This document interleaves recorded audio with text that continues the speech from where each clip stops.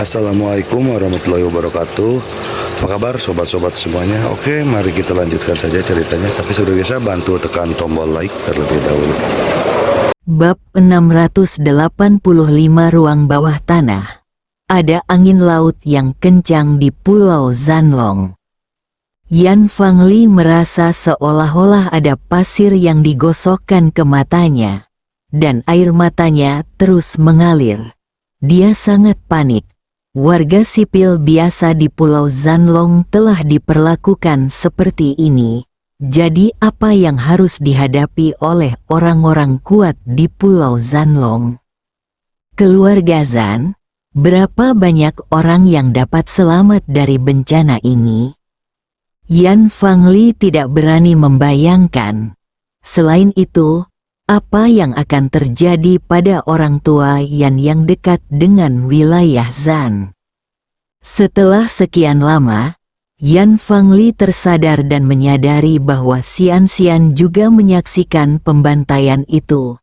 Dia buru-buru memeluk Xian dan menoleh. Dua garis air mata mengalir di wajah Xian.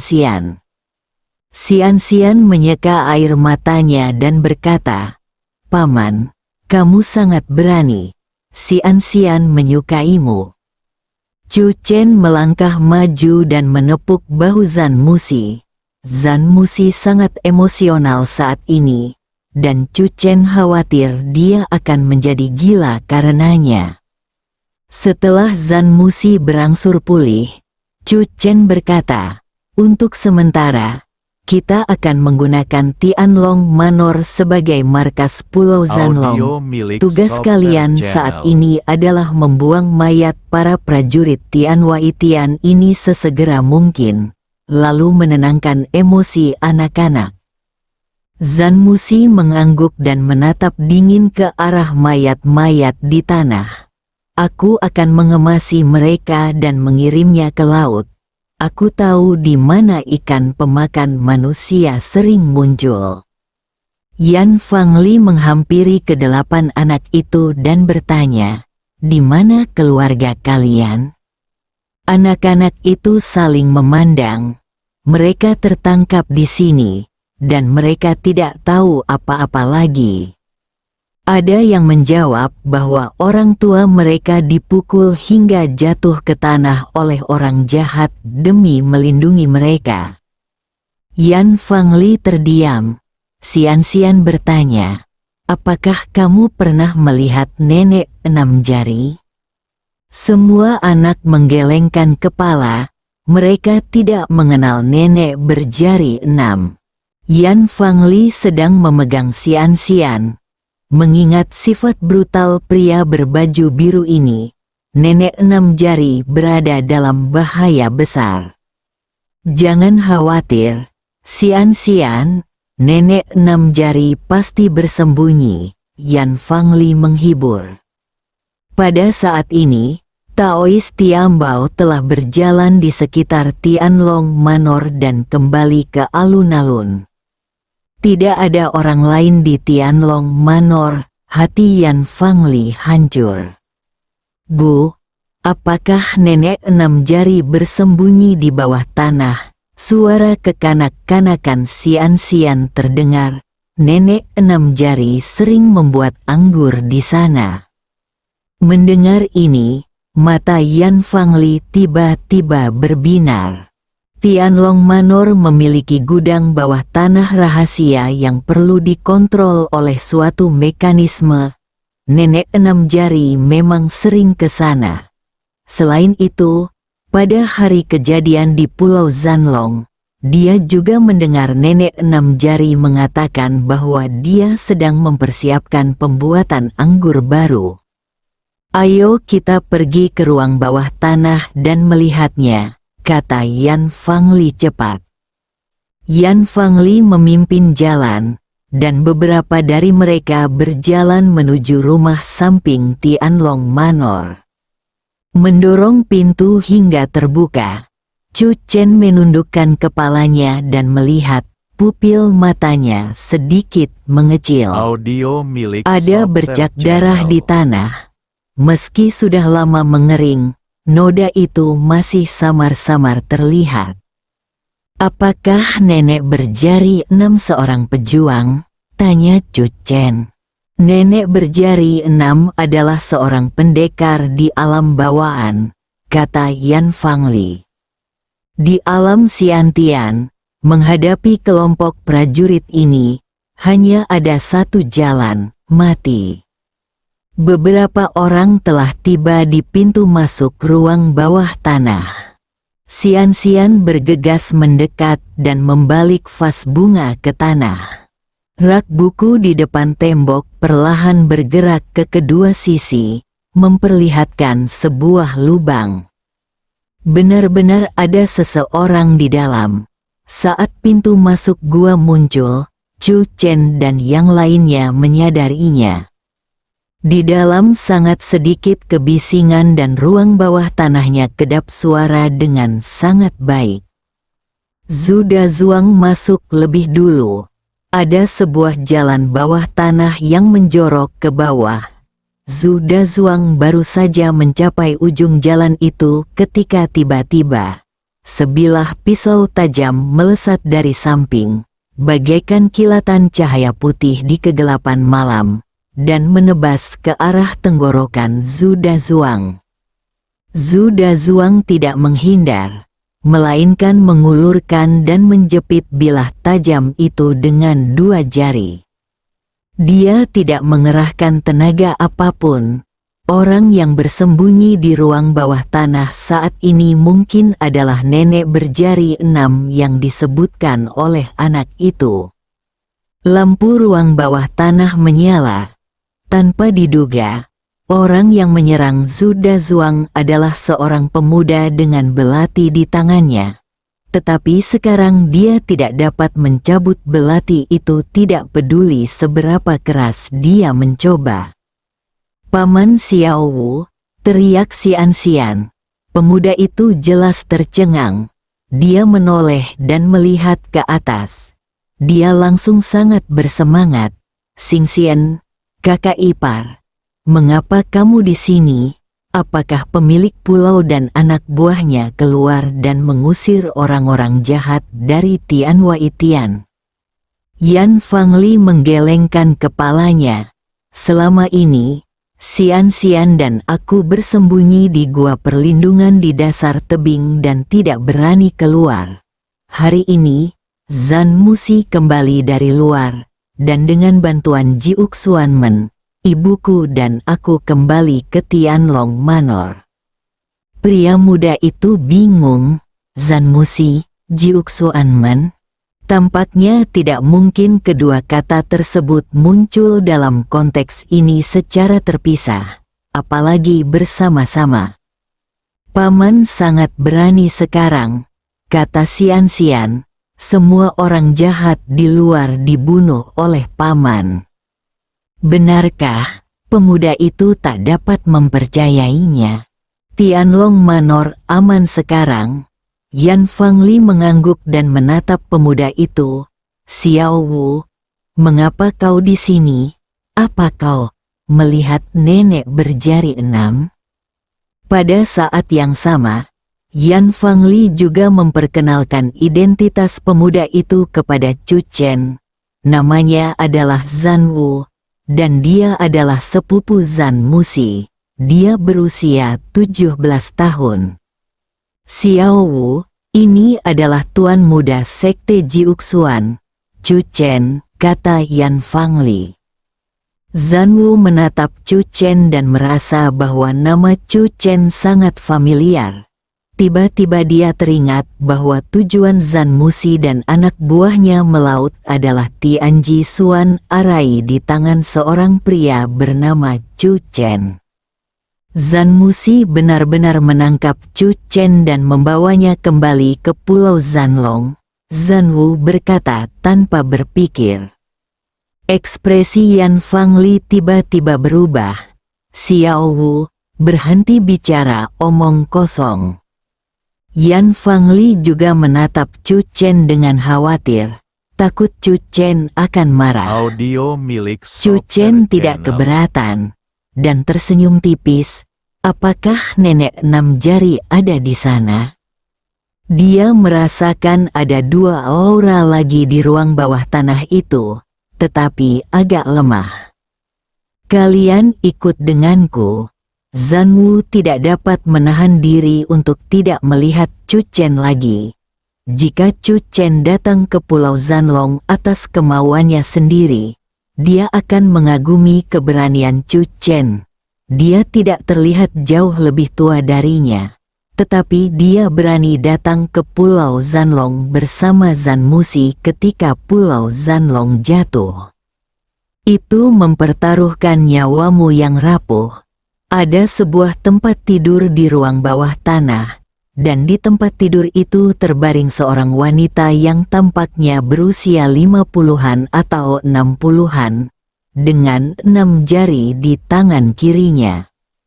Meskipun Xian telah memanggilnya nenek berjari 6, usia nenek berjari 6 ini lebih muda dari yang dibayangkan Chu Chen dan teman-temannya. Liu Ruyan melangkah maju dan memeriksa denyut nadi nenek 6 jari. Dia mengangkat kepalanya dan menatap Chu Chen. Dia menderita luka dalam yang serius. Sudah lama tertunda. Luka-luka itu sudah menyerang organ dalamnya. Saya khawatir. Zanwu tetap diam, menundukkan kepalanya, dan mengepalkan tinjunya diam-diam. Dia juga tahu tentang kondisi nenek 6 jari, tetapi dia tidak berdaya dan hanya bisa menyaksikan luka-lukanya semakin parah selangkah demi selangkah. Liu Ruyan berdiri dan berkata, "Saya khawatir hanya Anda yang bisa menyembuhkannya." Liu Ruyan menatap Chu Chen. Tubuh Zanwu bergetar hebat dan dia menatap Chu Chen. Bab 686, lebih ganas dari Raja Neraka, hanya dia yang bisa menyembuhkannya. Bisakah dia menyembuhkan ibu mertua yang berjari 6? Mata Zanwu tiba-tiba dipenuhi keinginan, dan dia bertanya dengan hati-hati, benarkah? Chu Chen melangkah maju. Ketika Xian melihat nenek berjari 6, dia ingin segera menghampirinya, tetapi dihentikan oleh Yan Fangli. Nenek berjari 6 dalam kondisinya saat ini tidak dapat menahan siksaan Xian. "Paman Chu, bisakah kamu menyelamatkan nenek 6 jari?" tanya Xian. "Jangan khawatir, Xian, dengan Paman Chumu di sini. Bahkan Raja Neraka tidak berani mengambil nyawa nenek berjari 6. Liu Ruyan menjawab sambil tersenyum. Chu Chen telah mengeluarkan jarum perak dan melakukan teknik penyelamatan nyawa jarum emas. Satu persatu, jarum perak ditusukkan ke berbagai titik akupuntur di tubuh nenek berjari 6. Xian datang ke sisi Liu Ruyan dan berbisik, "Kakak, siapa Raja Neraka?" Liu Ruyan tertegun sejenak, lalu tersenyum. Dia orang yang sangat galak. Xian tampak mengerti, tetapi setelah beberapa saat, dia tiba-tiba bertanya, "Jadi, apakah Paman Chu lebih kejam daripada Raja Neraka?" Liu Ruyan tidak dapat menahan tawa, lalu mengangguk dengan serius. "Benar sekali, jangan tertipu dengan penampilannya yang lembut dan elegan. Dia bisa jadi menakutkan saat sedang marah." Xian menatap Chu Chen dengan takut-takut. Wajah Chu Chen berkedut sedikit. Percakapan antara keduanya tentu saja tidak luput dari telinga Chu Chen. Apa yang terjadi dengan Xiao Wen?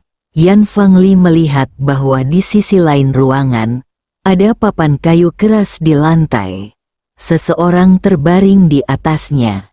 Dia juga memiliki wajah muda dan juga dalam keadaan koma. Ketika Tian Wai Tian menyerbu Pulau Zanlong, Zanwen dan saya sedang bermain di luar. Awalnya kami ingin lari pulang, tetapi kemudian kami menemukan banyak orang berlarian di luar. Beberapa paman dan bibi menemukan Xiao Wen dan saya dan membawa kami untuk melarikan diri. Mata Zanwu merah. Namun, orang-orang jahat dari Tianwai Tian telah mengejar kita. Dalam perjalanan untuk melarikan diri, semakin banyak orang di sekitar kita yang meninggal secara tragis di tangan orang-orang jahat dari Tianwai Tian. Kemudian, Zanwen dan aku terpisah dari yang lain. Aku membawa Zanwen dan melarikan diri ke Tianlong Manor, dan akhirnya bertemu dengan orang-orang jahat dari Tianwai Tian. Nenek Enam Jari datang tepat waktu dan menyelamatkan kami. Nenek Enam Jari membawa saya dan Zanwen ke sini meskipun dalam kondisi terluka parah. Kami tinggal di sini sejak saat itu. Nenek Enam Jari hanya berada di alam bawaan, sangat langka dan berharga bahwa dia mampu mempertaruhkan nyawanya untuk menyelamatkan Zanwen dan Zanwu.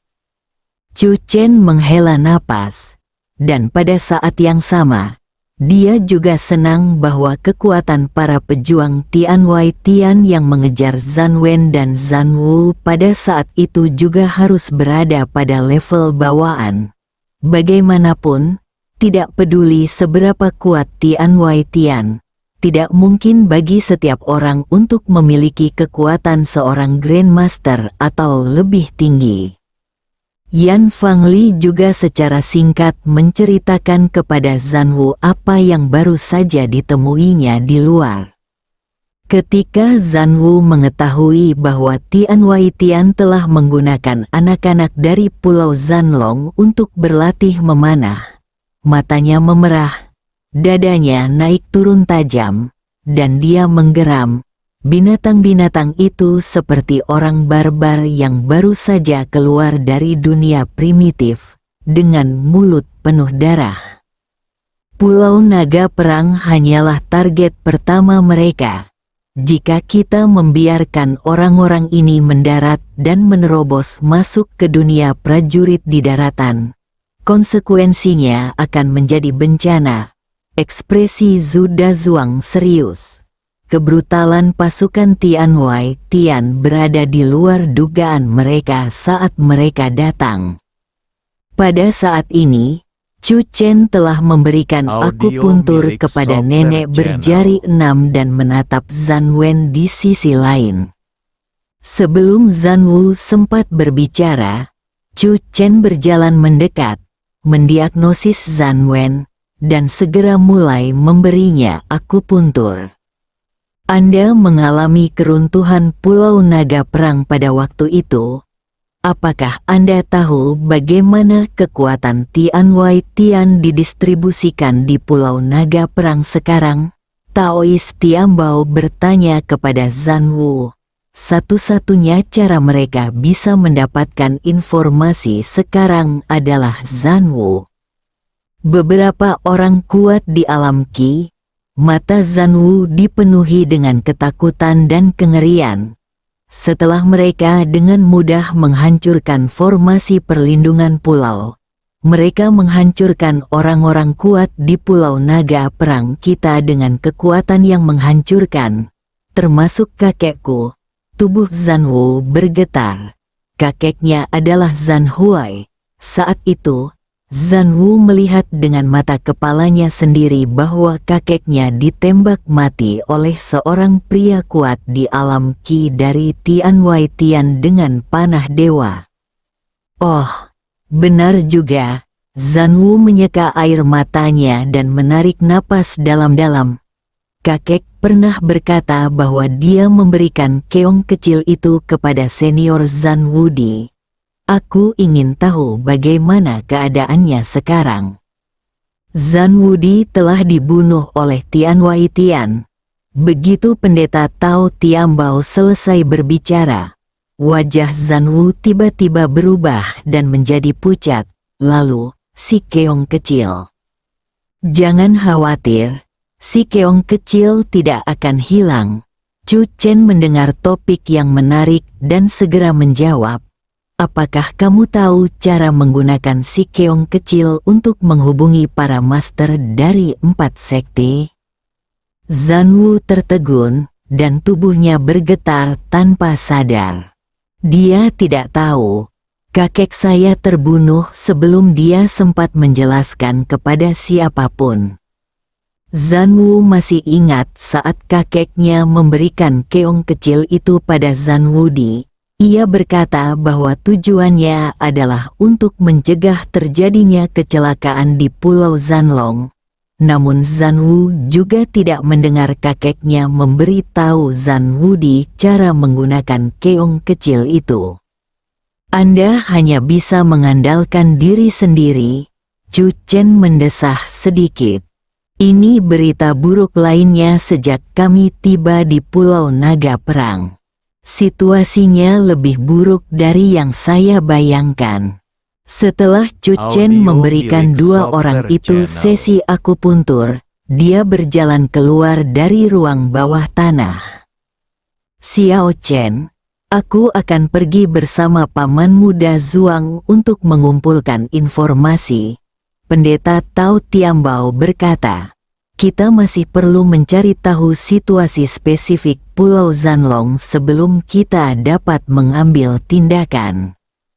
Biarkan aku pergi, kata Liu Ruyan. Taois Tiambao dan Zhu Dazuang keduanya tercengang. Mereka semua tahu identitas Liu Ruyan dan bahwa dia berada di alam Qi. Namun, menyelinap ke kamp musuh untuk mengumpulkan informasi bukanlah hal yang tepat bagi orang suci Istana Beihua. Terima kasih atas kerja kerasmu, Suster Liu, kata Chu Chen. Liu Ruyan berdiri dan berkata, tidak ada waktu untuk disia-siakan. Baru setelah Liu Ruyan keluar, kedua paman itu sadar kembali. Xiao Chen, bagaimana mungkin kau membiarkan Nona Liu melakukan hal seperti itu? Zhu Dazuang sedikit tidak puas. Dia adalah orang suci Istana Beihua. Kudengar orang suci Istana Beihua tidak pernah keluar sepanjang tahun. Wajar bagi kami untuk melakukan hal-hal seperti mengumpulkan informasi. Chu Chen tersenyum, tidak ada yang lebih cocok daripada Suster Liu. Kedua paman itu menatap Chu Chen dengan pandangan yang berkata, aku tidak percaya, secara bersamaan. Jika kau tidak percaya, kau akan tahu saat Suster Liu kembali, kata Chu Chen. Aku jamin informasi yang dibawa Suster Liu akan mengejutkanmu. Orang lain mungkin tidak tahu, tetapi Chu Chen sangat jelas tentang identitas lain Suster Liu. Pencuri wanita yang terkenal di dunia, pencuri hebat Huoyan. Jika berbicara tentang kemampuan sembunyi-sembunyinya, jika dia menganggap dirinya tak ada duanya, tak seorang pun berani mengklaim dia yang pertama. Chu Chen melirik Xian-Xian yang berdiri di sampingnya. Xian-Xian sedikit panik, dan matanya yang besar menghindar. Paman Chu lebih kejam dari Raja Neraka. Perkataan saudari cantik itu membuat Xian-Xian merasa sangat nyaman. Dia sudah bangun. Zanwu bergegas keluar dari ruang bawah tanah dengan gembira dan berteriak, nenek 6 jari sudah bangun. Zanwu menatap Chu Chen dengan tidak percaya. Ini benar-benar dokter ajaib. Itu adalah pertama kalinya Zanwu melihat seseorang menyelamatkan hidupnya dari tangan Raja Neraka. Bersambung.